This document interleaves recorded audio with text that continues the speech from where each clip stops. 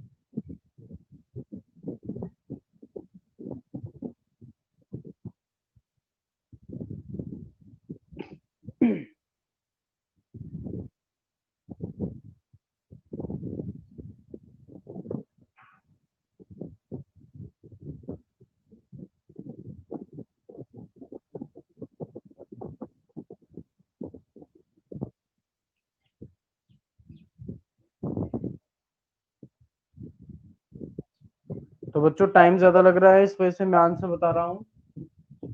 आपका जो molar mass M B आना चाहिए वो लगभग आपका आना चाहिए 342.5 ग्राम पर मोल। 342.5 ग्राम पर मोल, ये आपका आंसर आना चाहिए। बच्चों दो सॉल्यूशंस का ऑस्मोटिक प्रेशर क्या होगा और कितना होगा, इसके बेसिस पर हम लोग सॉल्यूशंस को तीन तरीके से डिवाइड करते हैं, तीन क्लासेस में डिवाइड करते हैं। एक है आइसोटोनिक, एक हाइपरटोनिक और एक हाइपोटोनिक। लिखिएगा। सबसे पहले आइसोटोनिक सॉल्यूशन, आइसोटोनिक, TONIC।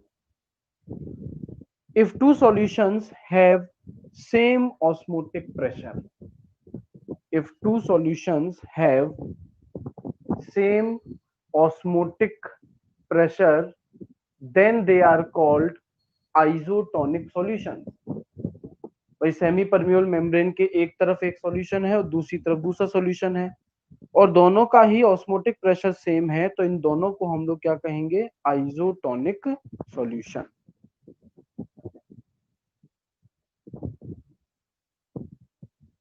दूसरी डेफिनेशन है हाइपरटोनिक, HYPER, हाइपरटोनिक सॉल्यूशन। जिस सॉल्यूशन का ऑस्मोटिक प्रेशर ज्यादा होता है दूसरे से, उसे कहते हैं हाइपरटोनिक सॉल्यूशन।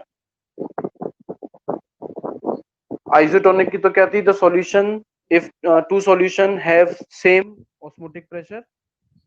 और हाइपरटोनिक की बन जाएगी the solution which have higher osmotic pressure, solution which have higher osmotic pressure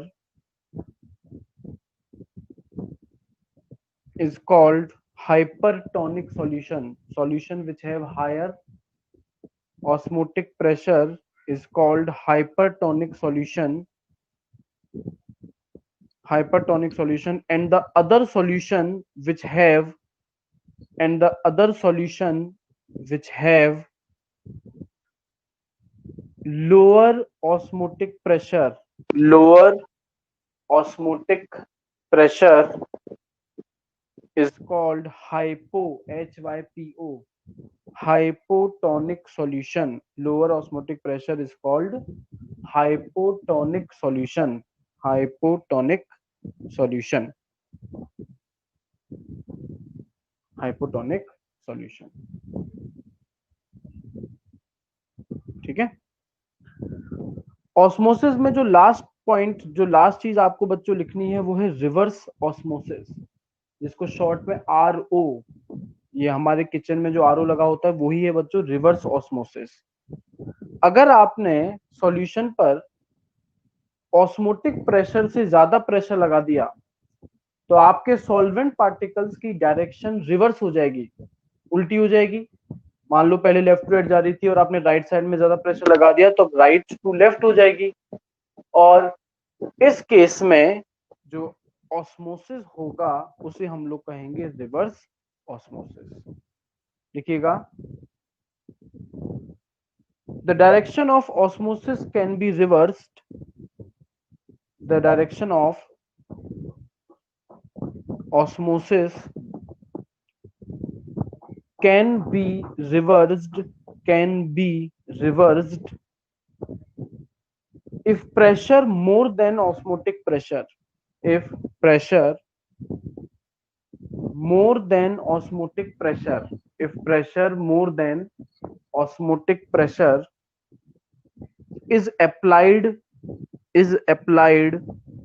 on the solution side, is applied on the solution side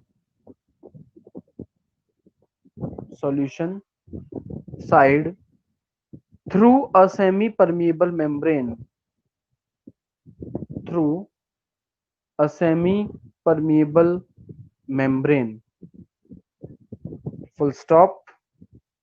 This is known as reverse osmosis. This is known as reverse osmosis, reverse osmosis.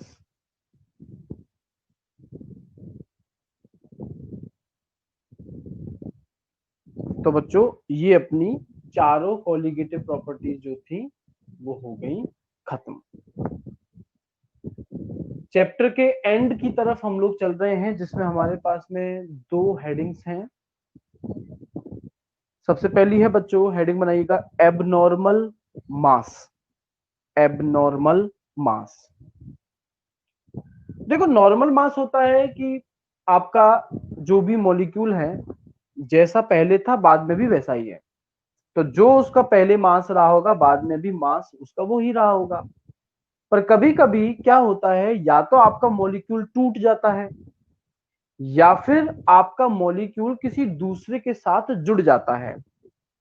तो इन conditions में क्या होगा, जो मास है वो पहले के जैसा नहीं रहेगा। अगर टूट जाएगा तो सीधी सी बात है, मास कम हो जाएगा, और अगर किसी से जुड़ जाएगा तो मास जो है वो क्या हो जाएगा, ज्यादा हो जाएगा। तो जो नॉर्मल मास जो आप सोच रहे थे उससे कम या ज्यादा अगर मास जो आ जाता है तब हम लोग इसे कहते हैं एबनॉर्मल मास। और एबनॉर्मल मास बच्चों या तो डिसोसिएशन मतलब टूटने के केस में आपको देखने को मिलेगा, या एसोसिएशन मतलब जुड़ने के केस में आपको देखने को मिलेगा। अगर आपको कार्बोक्सिलिक एसिड चैप्टर याद हो तो उसमें हमने ऐसा एसिटिक एसिड के बारे में पढ़ा था कि एसिटिक एसिड जो है उसका वैसे मोलर मास आता है 60 ग्राम पर मोल, पर एसिटिक एसिड डायमेरिक फॉर्म जो है वो शो करता है, मतलब दो एसिटिक एसिड आपस में जुड़ जाते हैं। तो ऐसा करने से हमने तो सोचा था कि एसिटिक एसिड का मोलर मास 60 आएगा, पर क्योंकि दो जुड़ जाते हैं तो वहां हमने देखा कितना आया था, 160 ग्राम पर मोल, क्योंकि वो एसोसिएशन शो कर रहे थे। लिखिएगा बच्चों एबनॉर्मल मास के लिए, if the solute undergoes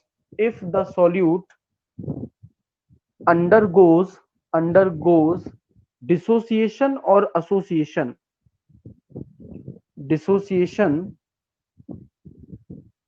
or association on dissolving in a solvent, on dissolving in a solvent, on dissolving in a solvent, comma, the number of particles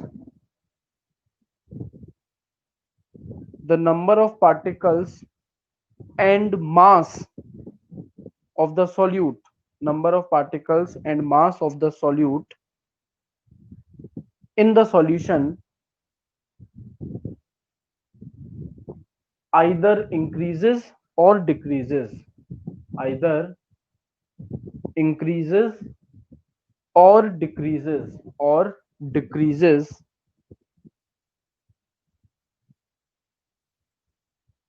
and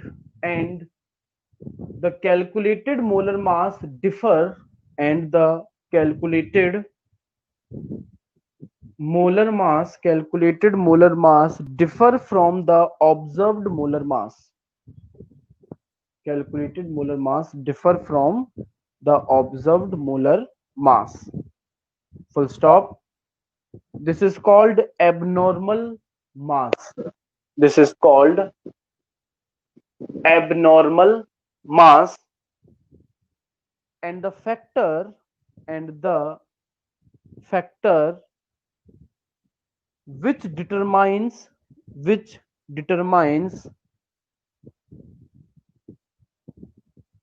the degree of dissociation or degree of or association, which determines, and the factor which determines the degree of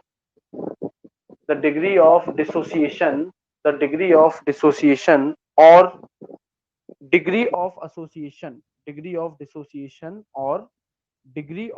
association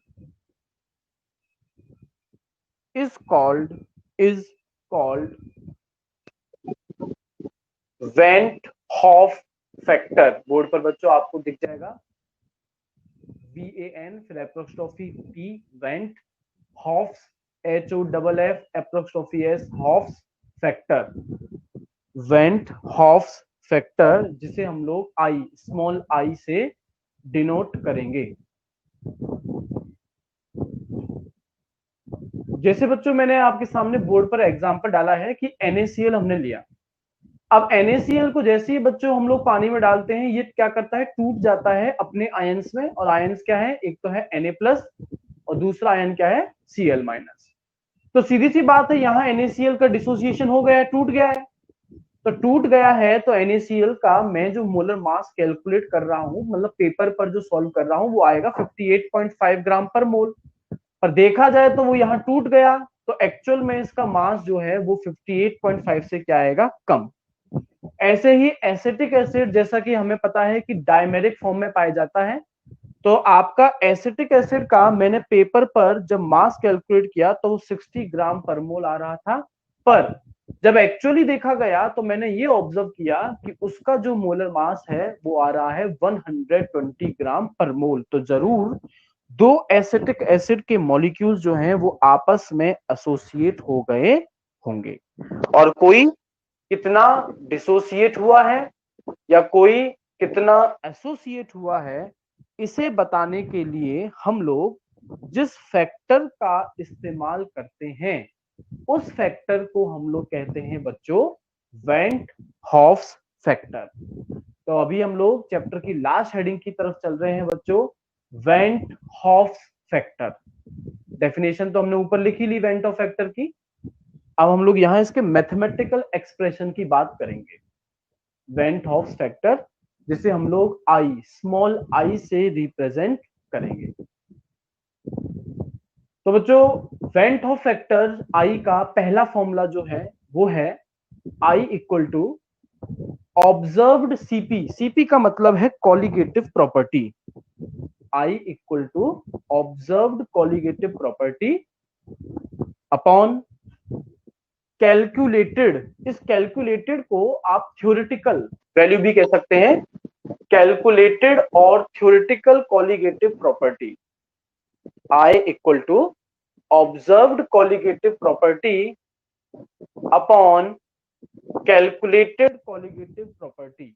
I equal to observed colligative property upon calculated colligative property. अच्छा, birthday wish हो रहा है मुझे। अच्छा अच्छा, thank you ma'am, thank you ma'am, thank you बच्चों। मेरी जिंदगी का एक साल कम हो गया, ऐसे दुख की घड़ी में आप लोग मुझे विश कर रहे हैं, थैंक यू उसके लिए। हाँ जी, चलिए कोई बात नहीं। हाँ, तो आई का आप लोगों ने फॉर्मूला लिखा होगा, observed colligative property upon calculated colligative property. तो वो कॉलिगेटिव प्रॉपर्टी की वैल्यू जो देखने को, प्रैक्टिकली देखने को मिल रही है, उसको आपको डिवाइड करना है उस कॉलिगेटिव प्रॉपर्टी की वैल्यू से जो हम लोग पेपर वर्क करके कैलकुलेट कर रहे हैं। ठीक है, तो आपकी जो चारों कॉलिगेटिव प्रॉपर्टीज हैं बच्चों, उनके फॉर्मूलाज आपको नीचे रेड कलर के बॉक्सेस में दिख रहे होंगे, जहां आप सभी को मल्टीप्लाई कर रहे हैं वेंट हॉफ्स फैक्टर से। ये चारों फॉर्मूलाज आपको लिखने हैं। मतलब अगर क्वेश्चन को आपको बहुत ढंग से पढ़ना है, क्वेश्चन में अगर कहीं नहीं लिखा हुआ कि डिसोसिएशन हो रहा है या एसोसिएशन, तो जो अब तक आपने कॉलिगेटिव प्रॉपर्टी का फॉर्मूला यूज में लिया, आप उसी को यूज में लेंगे। पर अगर कहीं लिखा है कि भाई डिसोसिएट हो रहा है या एसोसिएट हो रहा है, तो आपको राइट साइड में मल्टीप्लाई करना पड़ेगा आई से। चारों फॉर्मूलाज लिख लीजिए बच्चों कोलिगेटिव प्रॉपर्टीज के, अगर वेंट हॉफ फैक्टर लगता है तो।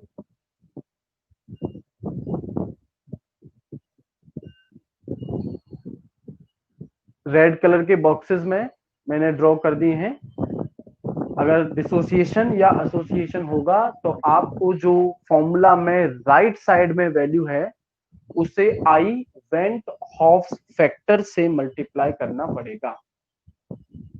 तो वेंट हॉफ फैक्टर अगर क्वेश्चन में दे रखा हो तो ठीक, मतलब हमारे पास एक नई कैलकुलेशन और ऐड हो जाएगी जिसमें हमें वेंट हॉफ फैक्टर को निकालना पड़ेगा। फिर चारों फॉर्मूलाज लिख दीजिए जल्दी से।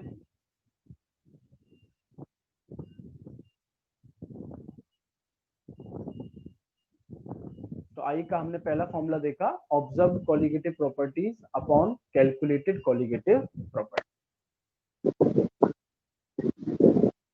आई का बच्चों दूसरा फॉर्मूला, आई का दूसरा फॉर्मूला है number of particles after association और dissociation upon number of particles before association और डिसोसिएशन। मतलब एसोसिएशन या डिसोसिएशन के बाद जितने टोटल पार्टिकल्स हुए हैं अपॉन एसोसिएशन या डिसोसिएशन से पहले जितने भी पार्टिकल्स थे। फॉर्मूला लिख दो जल्दी से, I equal to number of particles after association और dissociation upon number of particles before association और डिसोसिएशन।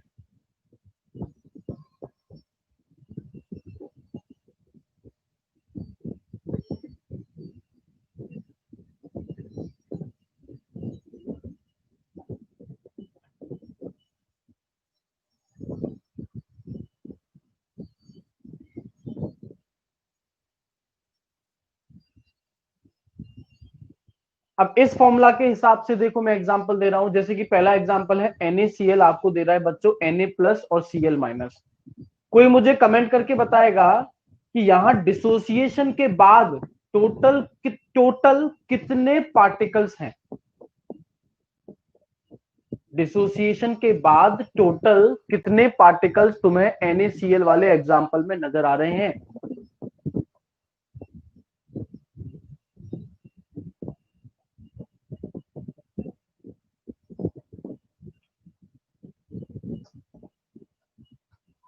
कोई जवाब नहीं आया, ठीक है तो मैं बता देता हूं भाई। एक तो Na प्लस है, एक Cl माइनस, तो कितने हो गए टोटल, 2 हो गए ना। तो डिसोसिएशन के बाद टोटल पार्टिकल्स का नंबर है 2, पर डिसोसिएशन से पहले कितने पार्टिकल हैं, आपने एक ही NaCl लिया है, तो इस एग्जांपल के लिए I की वैल्यू आएगी 2/1। दूसरा एग्जांपल जिसमें मैंने एसोसिएशन का एग्जांपल दिया है उसमें देखो एसोसिएशन के बाद ये CH3COOH होल ट्वाइस ये एक ही है। एसोसिएशन के बाद में टोटल मॉलिक्यूल हो गया 1 पर एसोसिएशन से पहले कितने लिए थे आपने 2, तो सेकंड एग्जांपल के लिए आई की वैल्यू आएगी 1/2। एग्जांपल बना दो और आई की वैल्यू लिख दो बच्चों। NaCl वाले के लिए एग्जांपल में आएगा आंसर I इक्वल टू 2/1, और जबकि एसिटिक एसिड वाले में एग्जांपल में आपके I की वैल्यू आएगी 1/2।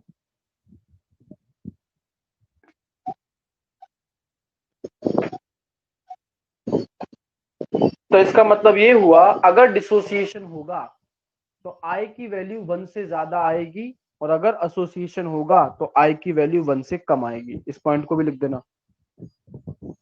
डिसोसिएशन हुआ तो I की वैल्यू जो है वो ग्रेटर देन 1, और अगर एसोसिएशन हुआ तो I की वैल्यू जो है वो स्मॉलर देन 1 आएगी।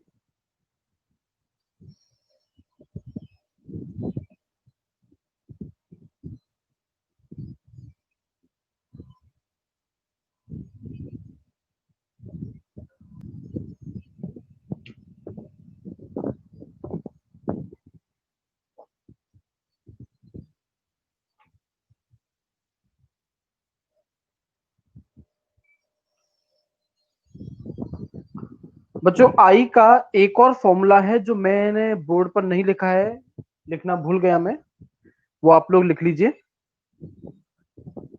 आई इक्वल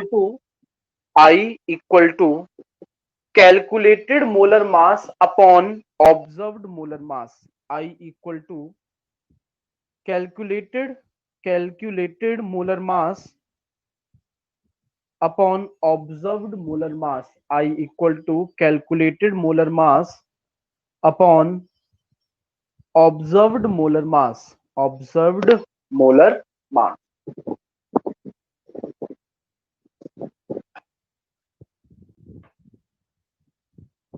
अब बच्चों हमने 11th क्लास में इक्विलिब्रियम चैप्टर में डिग्री ऑफ डिसोसिएशन जो है वो किया था, जिसे हमने अल्फा से रिप्रेजेंट किया था।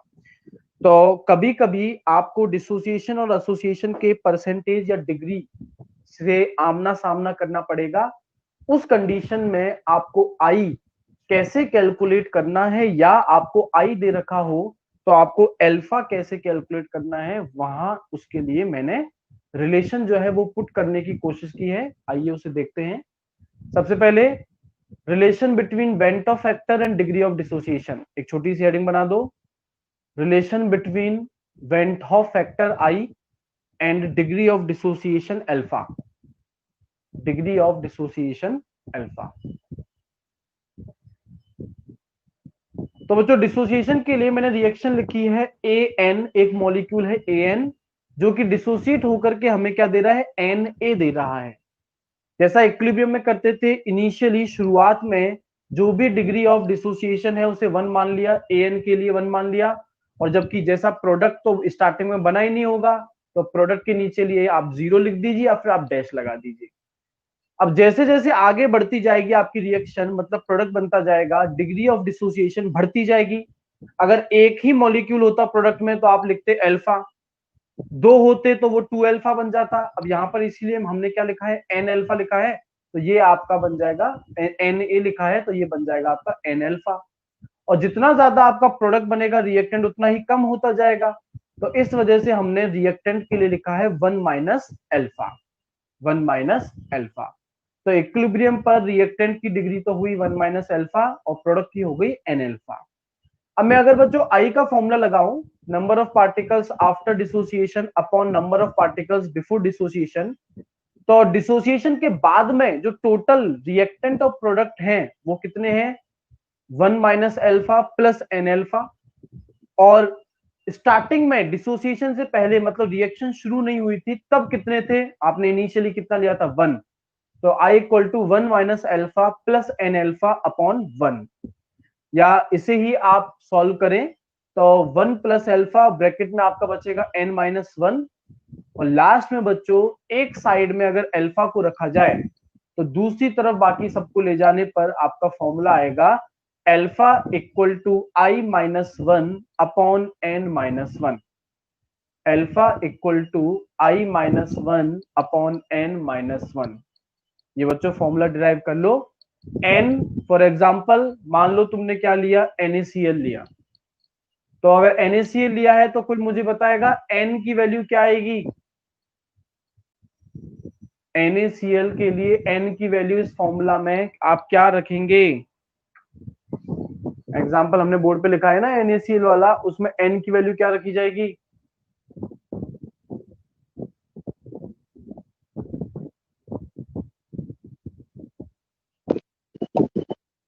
ललित 1 नहीं रखी जाएगी बेटा, n देखो क्या है आपके, n है आपके नंबर ऑफ पार्टिकल्स जो कि आपको डिसोसिएशन के बाद में मिल रहा है, Na लिखा है ना,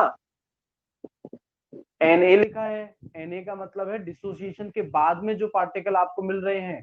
तो NaCl के केस में डिसोसिएशन के बाद कितने पार्टिकल मिल रहे हैं तुम्हें,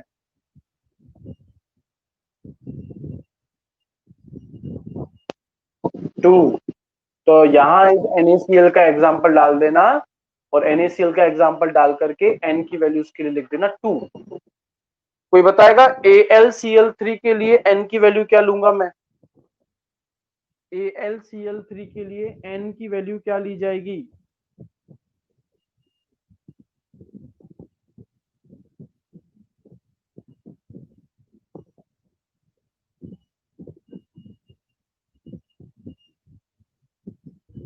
AlCl3 के लिए n की वैल्यू निकालनी है तो इसको पहले डिसोसिएट करो।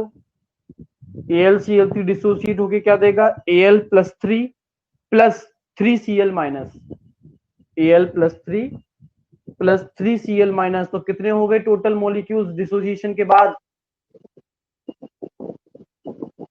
भाई एक तो हो गया Al+3 और 3 हो गए Cl-, तो कितने हो गए टोटल? टोटल 4 हो गए ना। तो AlCl3 के लिए वैल्यू कितनी आएगी? 4 आएगी।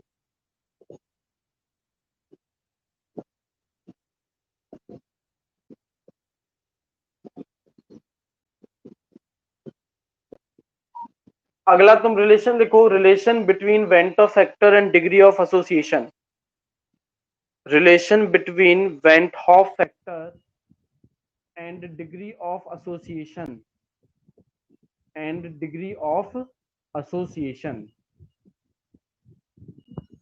तो बच्चों इसमें जो रिएक्शन है वो डिसोसिएशन का जस्ट उल्टा होगा।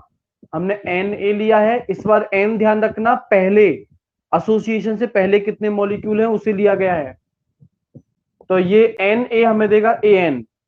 तो जैसे जैसे आपकी रिएक्शन आगे बढ़ रही है आप देखोगे कि नंबर ऑफ मॉलिक्यूल्स घटते जाएंगे। हो रहा है ना कि एसोसिएशन के केस में 2 थे स्टार्टिंग में, पर अब मिलके क्या बन गए? 1। तो पहले तो 2 थे, बाद में 1 हो गए, तो नंबर जो है वो घट गया। तो अल्फा जो है वो भी क्या होगा? वो भी आपका बच्चों डिक्रीज कर जाएगा। तो इस वजह से यहां प्रोडक्ट की डिग्री ऑफ डिसोसिएशन को हमने क्या लिखा है? अल्फा अपॉन एन, क्योंकि अल्फा आपका कम हो जाएगा। रिएक्टेंट 1 माइनस अल्फा बचा। आई का अगर फॉर्मूला पुट किया जाए, number of particles after association upon number of particles before association, तो ये आई इक्वल टू आएगा 1 minus alpha plus alpha upon N divided by 1। और आप इसे बच्चों सॉल्व करें आगे, और एक साइड में सिर्फ अल्फा को रखें और बाकी सबको दूसरी तरफ। तो आपके पास में फाइनल फॉर्मूला आएगा अल्फा इक्वल टू ब्रैकेट में 1 minus I multiply by N upon n-1। ध्यान रखना डिसोसिएशन में n क्या लिया था? डिसोसिएशन के बाद जो टोटल पार्टिकल्स मिल रहे थे, और एसोसिएशन में n क्या है? एसोसिएशन से पहले जितने भी नंबर ऑफ पार्टिकल्स थे। तो अगर इस फॉर्मूला के अकॉर्डिंग मैं तुमसे पूछूं, जो मैंने एग्जांपल एसिटिक एसिड का लिखा है जिसमें एसोसिएट हो रहा है वो, तो उसमें n की वैल्यू क्या आएगी? एसिटिक एसिड के लिए यहां जो एग्जांपल बोर्ड पर बनाया है उसमें n की वैल्यू क्या ली जाएगी?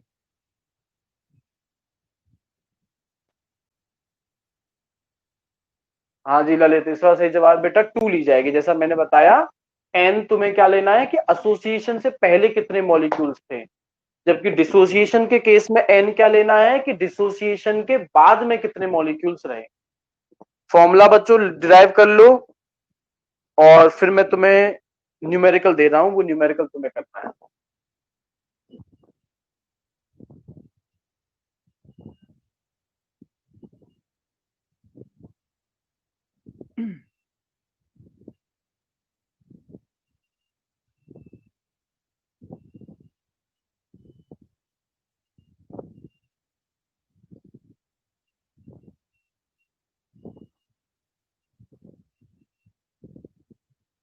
हाँ जी बच्चों, क्वेश्चन लिखो।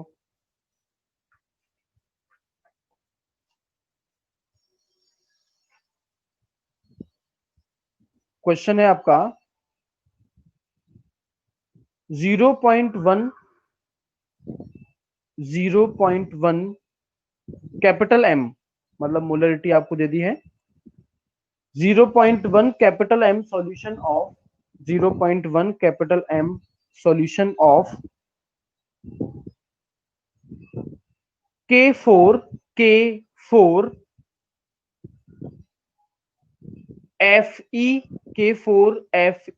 Cn का होल 6, Cn का होल 6 है सिर्फ। K4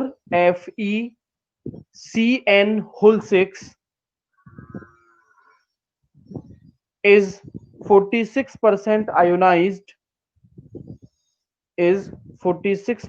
ionized, at 27 degrees Celsius,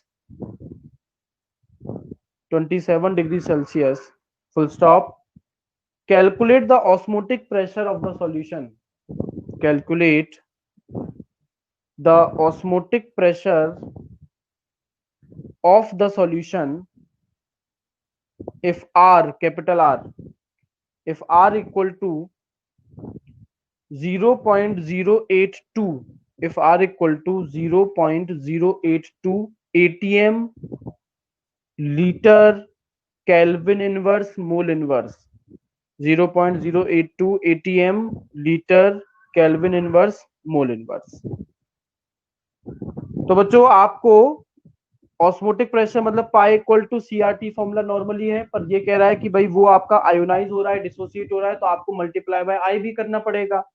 तो इसमें आपको सी कॉन्सेंट्रेशन दे रखी है, आर की वैल्यू आपको बता दी बच्चों, आपको टेम्परेचर भी बता दिया, तो आपको बचा आई कैलकुलेट करना। सबसे पहले ये जो आपको रिएक्टेंट दिया गया है इसकी रिएक्शन लिख लीजिए, ये आपको डिसोसिएट होकर क्या देगा, K4FeCN होल 6, ये आपको डिसोसिएट होकर के देगा बच्चों 4K प्लस, क्या देगा 4, 4 तो देगा K प्लस, प्लस साथ में और क्या देगा FeCN whole 6, FeCN whole 6 minus 4, FeCN whole 6 minus 4। तो भाई यहां n की वैल्यू क्या ली जाएगी, n की वैल्यू क्या ली जाएगी बच्चों,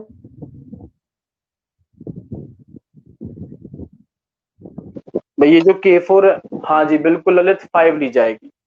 तो भाई आपको n पता लग गया 5, ये 46% आयोनाइज हो रहा है, इसका मतलब ये है कि अगर आप 100 मॉलिक्यूल्स लेते तो उनमें से आयोनाइज सिर्फ कितने होते, 46।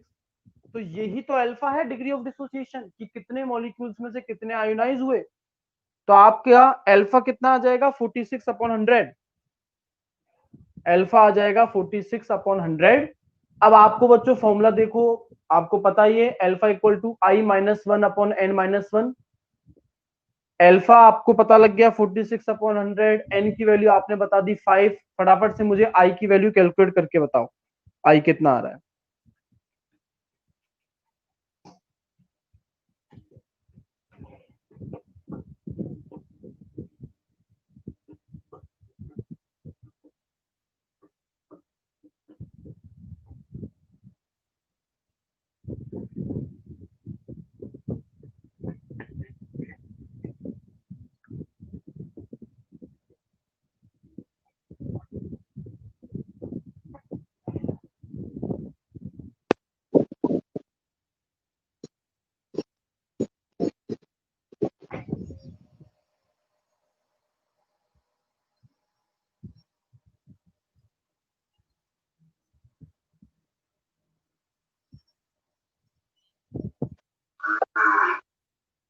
हाँ जी, अल्फा आ रहा होगा बच्चों, अल्फा क्या आई आ रहा होगा 2.84।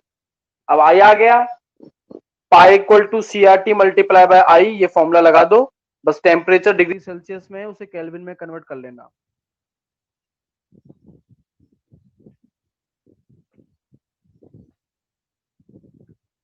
ठीक है, अब बस आपको इसको मल्टीप्लाई करना बाकी है, सबको मल्टीप्लाई करके आंसर आपका 6.98 ATM आएगा, 6.98 ATM। चलिए बच्चों एक क्वेश्चन एसोसिएशन का और लिख लीजिए, फिर हमारा चैप्टर खत्म। एसोसिएशन का लिखो बच्चों, एक क्वेश्चन लिखिएगा,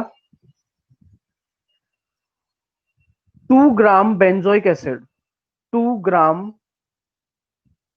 benzoic acid is dissolved in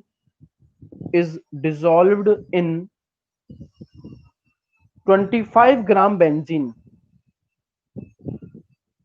25 gram benzene,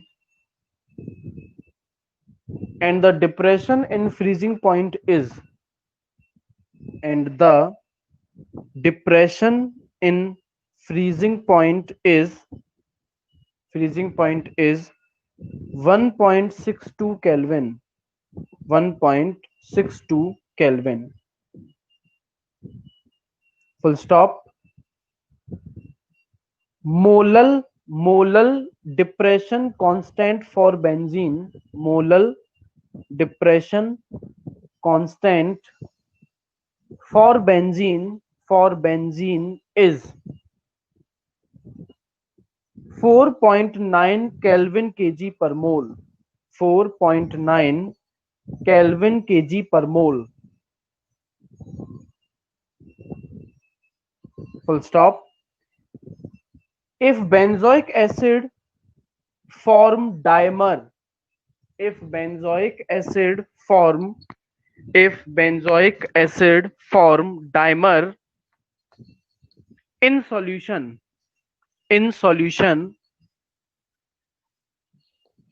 then calculate percentage of association.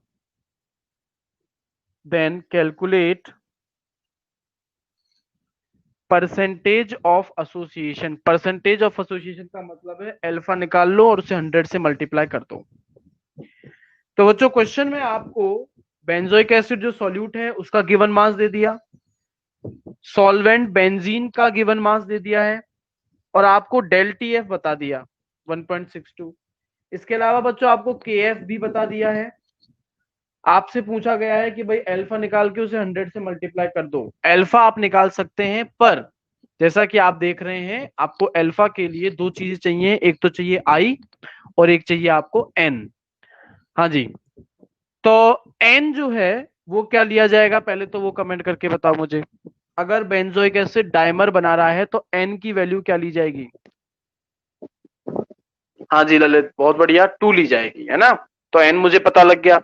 अब मुझे आई अगर पता लग जाए तो बड़ी आसानी से मैं अल्फा निकाल सकता हूं। आई हम लोग बच्चों निकाल लेंगे जो भी हमारे पास में फॉर्मूला है उससे। फॉर्मूला है del T F equal to K F multiply by molality multiply by i. Del T F हमें पता है, के एफ हमें पता है, मोलालिटी के लिए क्या चाहिए डब्ल्यू बी वो हमें पता है, upon M B benzoic acid का मोलर मास आप कैलकुलेट कर लेंगे, multiply by 1000 upon W A आपको बेंजीन के लिए दे दिया है 25।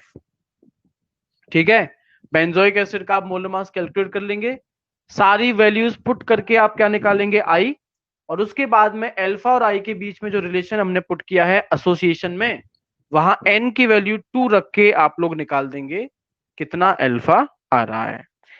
तो बच्चों एक बार फटाफट से मुझे, टाइम हमारे पास वैसे कम है, सिर्फ 3 मिनट है, देखो आप कितनी कैलकुलेशन कर सकते हो, बाकी क्वेश्चन आपको समझ में आ गया होगा।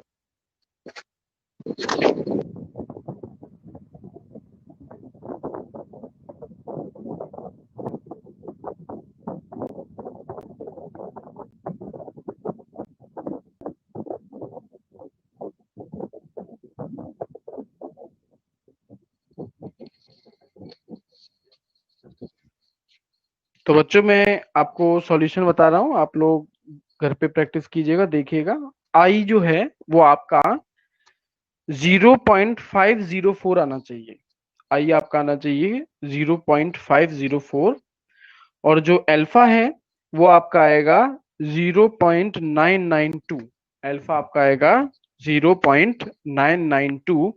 तो इस हिसाब से जो परसेंटेज हो जाएगा वो हो जाएगा आपका 99.2%। तो बच्चों इसकी क्वेश्चन आंसर्स आप लोग कर लीजिएगा नोटबुक में। नेक्स्ट क्लास में हम लोग नेक्स्ट चैप्टर जो है फिजिकल केमिस्ट्री का उसे स्टार्ट करेंगे। चलिए आपसे मैं अगली क्लास में मिलूंगा। Thank you.